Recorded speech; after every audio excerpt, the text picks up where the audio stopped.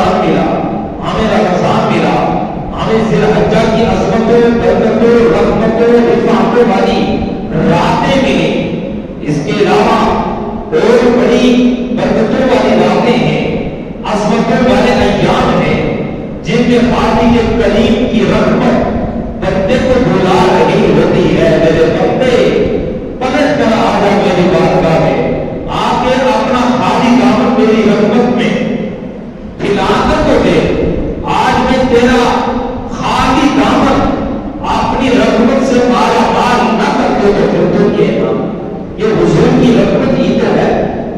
اور حضور علیہ السلام کی قسمت سے ہمیں ذی الحجہ کی یہ 10 راتیں، یہ ایام تشریق والے حضور علیہ السلام کے توسل سے ملے۔ اتنے برکتوں والے ایام، اتنے رحمتوں والے ایام کہ ان میں اللہ کی بارگاہ میں بندہ جو دعا کرتا ہے وہ رد نہیں ہوتی۔ اور حضور علیہ السلام نے فرمایا سب سے زیادہ فضیلت والا جو دن ہے وہ 10 ذی الحجہ کا دن ہے۔ کون سا دن ہے بولیے؟ 10 ذی الحجہ کا دن سب دنوں سے زیادہ فضیلت والا دن ہے۔ اور اس کے بعد والا دن فضیلت کے اعتبار سے اور آقا کریم علیہ السلام کی یہ رحمت ہی تو ہے کہ نبی پاک صلی اللہ علیہ وسلم کی بارگاہ میں جب قربانی کے جانور لائے گئے، روایات میں آتا ہے 5 یا 6، اس لیے لائے کہ حضور علیہ السلام اپنے ہاتھوں سے انہیں ذبح فرمائے۔ ہر جانور کی یہ خواہش تھی اور ہر جانور آگے بڑھ کے اپنا گلا پیش کرتا، اپنی جان پیش کرتا کہ حضور علیہ السلام اپنے رحمت والے ہاتھوں سے وہ چھری لے کے میرے گلے پر چلائے تاکہ سب سے پہلے جان اللہ کی بارگاہ میں حضور علیہ السلام کی بارگاہ میں پیش کروں۔ یہ حضور علیہ السلام کی رحمت ہے کہ حضور علیہ السلام کی رحمت اتنی بے پایا ہے کہ جانور بھی خود آگے یہ خواہش رکھتے ہیں۔ ان جانوروں کے دلوں میں یہ بھی تڑپ ہوتی کہ حضور علیہ السلام اپنے ہاتھوں سے پہلے میرے گلے پہ چھری چلا۔ تو امام الانبیاء صلی اللہ علیہ وسلم کے علماء یہ ایام جو اس وقت ہم سے گزر رہے یہ برکتوں والے ایام ہیں، یہ رحمتوں والے ایام ہیں۔ قرآن مجید فرقان حمید میں خالق کی کریم نے ارشاد فرمایا وَاذْكُرُوا اللَّهَ فِي أَيَّامٍ مَّعْدُودَاتٍ، اور اللہ تعالیٰ کا ذکر کرو ان گنتی کے دنوں میں اللہ رب العالمین کا خوب چرچا کیا جائے۔ اب مفسرین نے ایام معدودات سے بولا یہ ذی الحجہ کے ایام اور ایام تشریق کے ایام لکھے کہ انسان ان دنوں میں خاص طور پر اللہ رب العالمین کا کثرت سے ذکر کرے، اس کو یاد کرے، صبح و شام اس کی پاکی بیان کرے، اس کی بڑائی بیان کرے۔ یہ ہمیں وقت دیا جا رہا ہے۔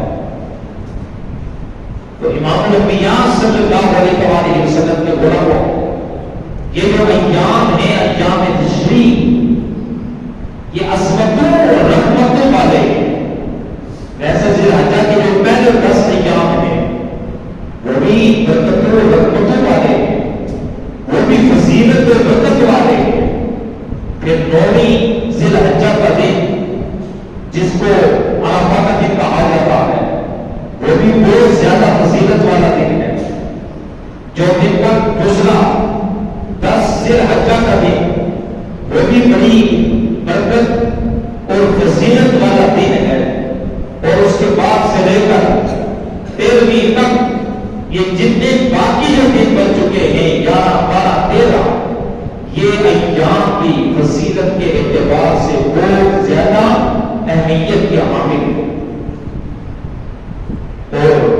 ان میں تو ہمیں کثرت سے یہ حکم دیا گیا کہ ہم اللہ رب العالمین کی بارگاہ میں دعا کریں.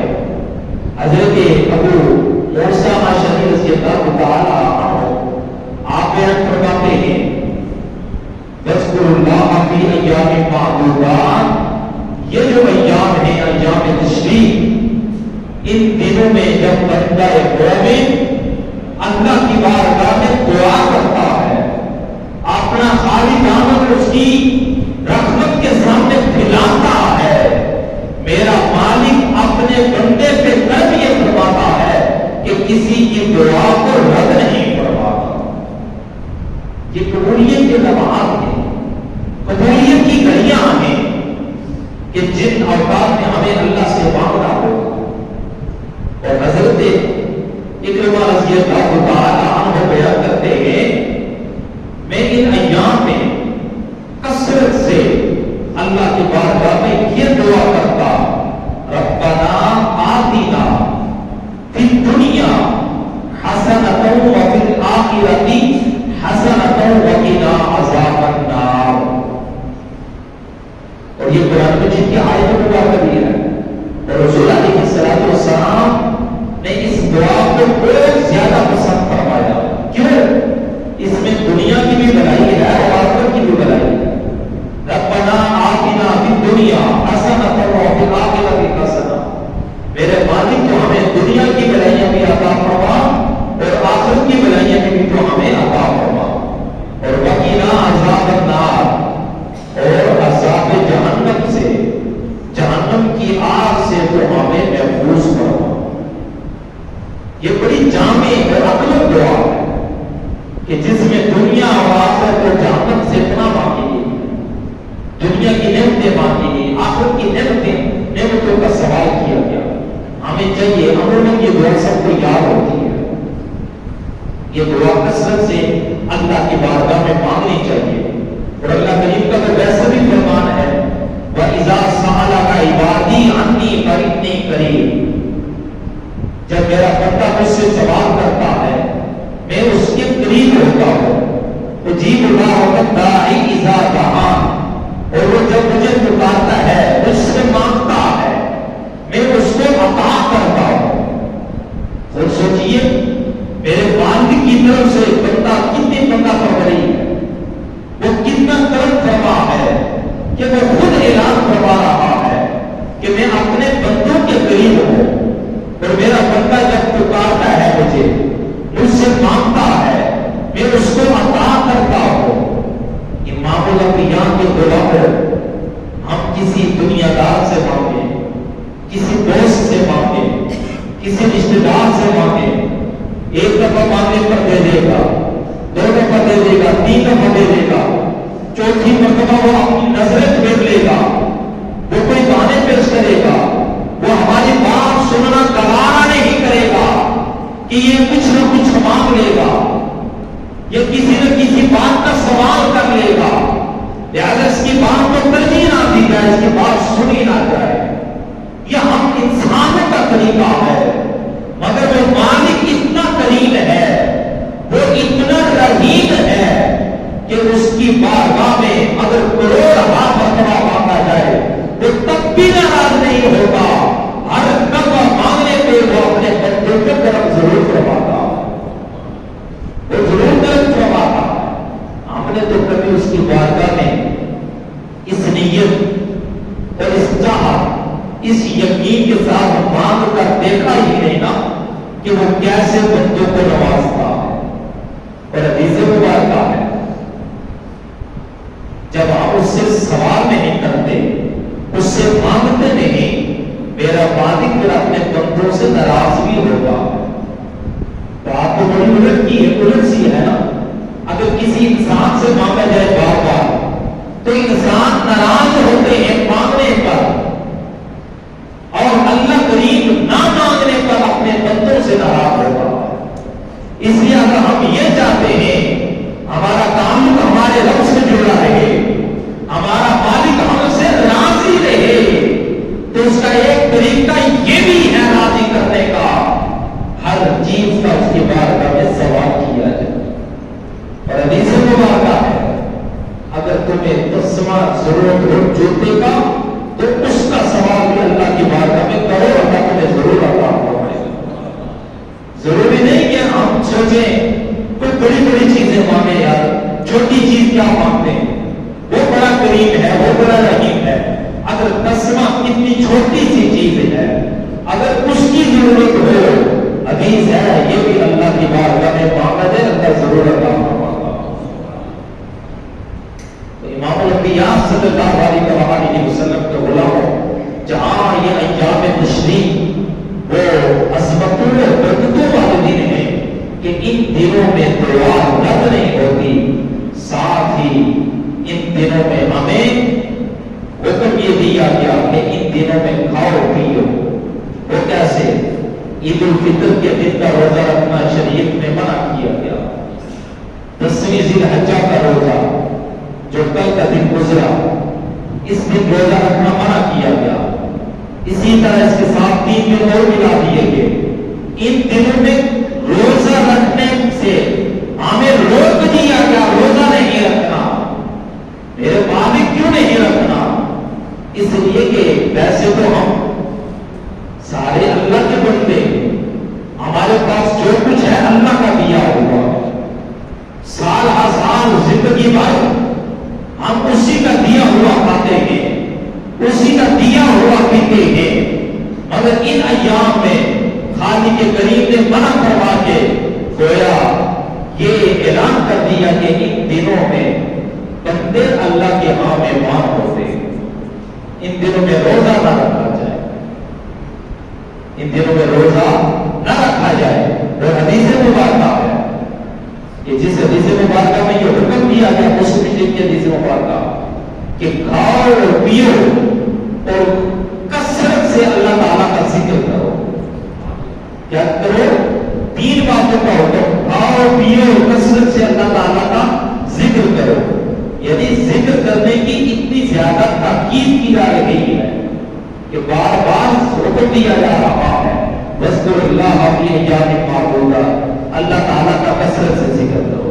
یہ کیوں حکم دیا گیا؟ اس لیے انسان ہے، جب پریشانی آتی ہے تو انسان پھر اللہ تعالیٰ کی بارگاہ میں لوٹ آتا ہے، پلٹ آتا ہے، آگے مانگتا ہے، گر گراتا ہے، سوال کرتا ہے، میرے مالک تو کرم فرما دے۔ مگر جب آسانی کے اوقات آتے ہیں، خوشی کے لمحات آتے ہیں، اس وقت انسان چونکہ اللہ رب العالمین کی بارگاہ میں تو کب بھی حاضر ہونا چاہیے، مگر اللہ تعالیٰ کی بارگاہ میں آنے سے دور ہو جاتا ہے۔ اس لیے کثرت سے ہمیں حکم دیا کہ ان اوقات میں بھی تم اللہ کو نہ بھولو، کثرت کے ساتھ اللہ تعالیٰ کا ذکر کرو، کہ نہیں غفلت نہ آ جائے، تمہاری زبانیں میرے ذکر سے تر رہنی چاہیے۔ اور پھر دیکھیں 9ویں ذی الحجہ کی فجر سے لے کر 13ویں ذی الحجہ کی عصر کی نماز تک ہم لوگ ہر نماز کے بعد بآواز بلند اللہ تعالیٰ کا ذکر کرتے ہیں، اللہ اکبر اللہ اکبر، لا الہ الا اللہ اللہ اکبر، اللہ اکبر وللہ الحمد۔ یہ ہم کثرت سے ذکر کرتے ہیں، کیونکہ جب اس کا ذکر کیا جاتا ہے میرا مالک راضی ہوتا ہے، اور اس کی طرف سے یہ اعلان ہے فاذکرونی اذکرکم، میرے بندو تم مجھے یاد کرو، تمہیں میں یاد کروں گا، تمہیں میں یاد کروں گا۔ اگر تم زمین کے اوپر بیٹھ کے، تم فرش پہ بیٹھ کے میرے بندو مجھے یاد کرو گے، اذکرکم میں تمہیں عرش پہ تمہیں یاد کروں گا۔ اور پھر تمہیں کیسے یاد کروں گا کہ تم تو دنیا سے چلے جاؤ گے مگر تمہارا نام نہیں مٹے گا، تمہارا چرچا پھر بھی بلند رہے گا، کیونکہ تم نے اس کا ذکر بلند کیا جو ازل سے ہے ابد تک رہے گا۔ تم نے اپنی دل کی دنیا اور اپنا پروڈکٹ اس سے بحال کیے رکھا اور اپنا رابطہ اس سے جوڑے رکھا، اب تم دنیا سے چلے بھی جاؤ گے تمہارا نام پھر بھی زندہ ہے۔ اور اس کی مثال حضرت بشر حافی رحمت اللہ تعالی علیہ کو آپ لوگ جانتے ہیں کہ ان کے نام سے واقف ہوں گے۔ آپ راستے سے گزر رہے تھے، راستے راستے میں انہوں نے کاغذ کا ٹکڑا دیکھا جس پہ اللہ کا نام لکھا ہوا تھا، اٹھایا، صاف کیا، بلند جلا کے رکھا۔ جب اس کو عزت بخشی، اللہ کریم کو اپنے اس بندے کی یہ ادا اتنی پسند آ گئی، یہ ادا اتنی پسند آ گئی کہ اب بشر حافظ کو دنیا سے گئے ہوئے عرصہ بیت چکا ہے، مگر اللہ کے نام کی رسپیکٹ کرنے کی وجہ سے، اللہ کے نام کے ساتھ تعلق رکھنے کی وجہ سے آج ان کا نام زندہ ہو جائے۔ وہ گلیوں میں جب چلا کرتے تھے نا، ننگے پاؤں چلا کرتے تھے، ننگے پاؤں چلا کرتے تھے، تو جن گلیوں میں، جن راستوں میں وہ ننگے پاؤں چلا کرتے تھے، اللہ تعالیٰ نے جانوروں کے دلوں میں ان کا یہ احترام پیدا کر دیا تھا کہ ان راستوں میں میرا بندہ بشر حافظ چلتا ہے، ان راستوں میں تم نے پیشاب نہیں کرنا۔ جب ایک دفعہ کسی بزرگ نے دیکھا کہ جن راستوں میں وہ چلا کرتے تھے انہیں راستوں میں پیشاب کیا ہوا تھا، آپ نے فرمایا انا للہ و انا الیہ راجعون۔ پوچھا کہ بھائی ایسی کیا وجہ ہے کہ دعا کو مصیبت کے وقت مشکل لمحات میں پڑی جاتی ہے؟ کہا بس وجہ یہی ہے، جب بھی چلا کرتے تھے یہ راستے صاف ہوتے تھے، کیونکہ ان راستوں میں اللہ کا بندہ بشر حافظ چلا کرتے تھے اور وہ ننگے پاؤں چلتے تھے، جانور ان کا حیا یہ کرتے تھے کہ وہ ان راستوں میں پیشاب نہیں کرتے تھے۔ اور آج اگر راستے میں پیشاب پڑا ہے تو اس بات کی دلیل ہے بشر حافظ دنیا سے چل بسے۔ فَاذْكُرُونِي أَذْكُرْكُمْ، میرے بندو تم زمین پہ بیٹھ کے، تم فرش پہ بیٹھ کے مجھے یاد کرو گے تو میں تمہارا ذکر بلند کر دوں گا، اذکرکم، میں بھی تمہارا ذکر کروں گا۔ تم تو اپنے بندوں کی مجلس میں، انسانوں کی مجلس میں، بشر کی مجلس میں بیٹھ کر تم یاد کرو گے، اس سے بہتر مجلس میں تمہیں میں یاد کروں گا۔ اور امام الانبیاء صلی اللہ علیہ وسلم کے غلاموں، جہاں پر ہمیں یہ حکم دیا کہ ان دنوں میں کھاؤ پیو، ساتھ یہ بھی حکم دیا گیا کلوا واشربوا ولا تسرفوا انہ لا یحب المسرفین، کھاؤ پیو لیکن حد سے آگے نہ بڑھو، جو حد سے آگے بڑھ جاتے ہیں اللہ کریم انہیں پسند نہیں فرماتا۔ حد سے آگے بڑھنے کی مفسرین نے کافی وضاحت کی ہے، اس میں یہ بھی ہے کہ انسان جب مال کمائے تو اس میں حلال اور حرام کا خیال نہ رکھے، جب کھائے تو اس میں حلال اور حرام کی تمیز نہ کرے، یہ حد سے آگے بڑھ جانے کی بات ہے۔ اور ہمیں تقوی کی تعلیم دی گئی۔ سیدنا صدیق اکبر رضی اللہ تعالی عنہ، آپ کے غلام نے آپ کو کچھ کھانے کا سامان پیش کیا، آپ نے وہ تناول فرما دیا کھانے کی وہ جو چیزیں تھیں۔ اس کے بعد اس غلام نے امیر المؤمنین جناب سیدنا صدیق اکبر کے بارگاہ میں عرض کی، اے امیر المؤمنین، جو آپ کو میں نے کھانے کی چیزیں دی ہیں وہ میں نے کہانت کی تھی، میں دور جاہلیت میں کاہن تو نہ تھا مگر میں نے بناوٹی طور پر کر دی، جس شخص کے لیے کی تھی آج اس سے میری ملاقات ہوئی تو اس نے اس کے معاوضے کے طور پر، بدلے کے طور پر مجھے کچھ اس کا معاوضہ دیا، اس معاوضے کا میں نے یہ سامان خریدا اور اس میں سے کچھ چیزیں آپ کو بھی دے دی کھانے کے لیے۔ اور کہانی جانتے ہیں کیا ہے؟ آنکھوں کی لکیریں دے کے بتاتا، آپ نے بیٹھ بھی جانا ہے، آپ کے پاس پیسہ بھی آئے گا، بڑی مشکل بھی آئے گی، یہ بھی آئے گا، یہ بھی آئے گا، اس قسم کی مستقبل کی خبریں دینا یہ اسلام میں منع کیا گیا۔ آپ نے جو بھی منشا کرنا ہو آنکھوں کی لکیریں کسی کو نہ چیک کرائیں، استخارے کا حکم دیا گیا، آپ کو 2 رکعت نماز استخارہ پڑھیے اور اس کے بعد اللہ تعالیٰ کی بارگاہ میں اپنی جو بھی التجا ہے وہ پیش کر کے درود پاک پڑھتے پڑھتے قبلہ کو کر کے سو جائیں، اللہ رب العالمین آپ کے لیے آسانیاں پیدا فرما دے گا، اشارہ کر دے گا یہ جو کام آپ شروع کرنے لگے ہیں، جو کام کرنے لگے ہیں، یہ آپ کے لیے بہتر ہے یا نقصان دہ۔ ان چیزوں کی طرف ہمیں دھیان نہیں دینا چاہیے، استخارے کا حکم دیا گیا، ہمیں اس کی کی طرف جانا چاہیے. بہرحال سیدنا صدیق اکبر رضی اللہ تعالیٰ عنہ کی طبیعت کے اندر بے چینی سی پیدا ہو گئی. آپ نے کیا کرنے کی کوشش کی؟ وہ جسم سے وہ چیزیں نہ نکلی پیٹ سے. آپ نے پانی منگوایا، وہ پیا، بڑی مشکل سے جسم کے اندر سے پیٹ سے وہ چیزیں جب باہر نکالی، کیا کی؟ کسی نے کہا یا رحمت اللہ، حضور اللہ پاک آپ کی ذات پر رحم فرمائے، ایک لقمہ ہی تو چلا گیا تھا، اس کے لیے آپ نے اتنی مشکل پیش آپ نے ساتھ برداشت کی، ایسا کیوں کیا؟ آپ نے کہا اگر یہ لقمہ نکالنے کے لیے مجھے اپنی جان دینی پڑتی تب بھی میں دے دیتا، اور اس لقمے کو ضرور نکالا. یہ لقمہ نکالنے کے لیے نا اگر میری جان جاتی تو چلی جاتی، مگر اس لقمے کو میں اپنے پیٹ سے ضرور نکالا.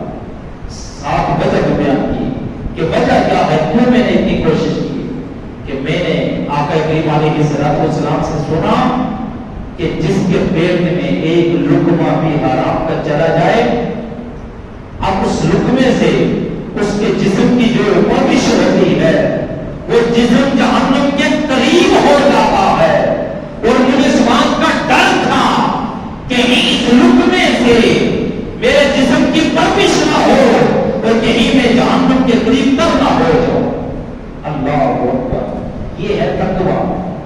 اور یہ سیدنا صدیق اکبر ویسی عالی رسول ہیں جو کائنات میں انبیاء کے بعد سب سے افضل درجہ بھی رکھتے ہیں.